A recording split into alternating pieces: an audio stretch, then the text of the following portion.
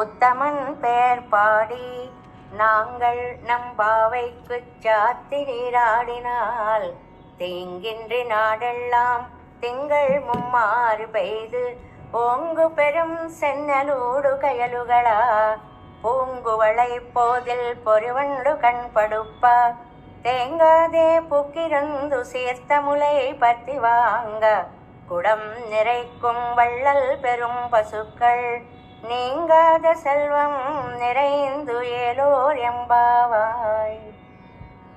ఈ ధనుర్మాస వ్రతాన్ని చేస్తే నారాయణనే నమ్ముకున్న గోపికలే కాక వారి సంబంధీకులంతా సుఖశాంతులతో ఉంటారట. ఆ దేశం కూడా భాగ్యవంతం అవుతుందట అని ఈ వ్రతం వల్ల కలిగే ఫలితాన్ని చెప్తోంది తల్లి. వామనావతారంలో స్వామి బలిచక్రవర్తి చేత దానం పొంది 3 లోకాలు కొలిచాడు కదా. ఆ త్రివిక్రముని దివ్యనామాన్ని గానం చేస్తే, వ్రత పరిసమాప్తిలో చేసే అవబృధ స్నానం చేస్తే దేశమంతా నెలకు 3 వానలు కురుస్తాయట. ఈతి బాధలే ఉండవు. ఎత్తుగా పెరిగిన వరిచేలలో చేపలు త్రుళ్ళి త్రుళ్ళి పడుతూ ఉంటాయి.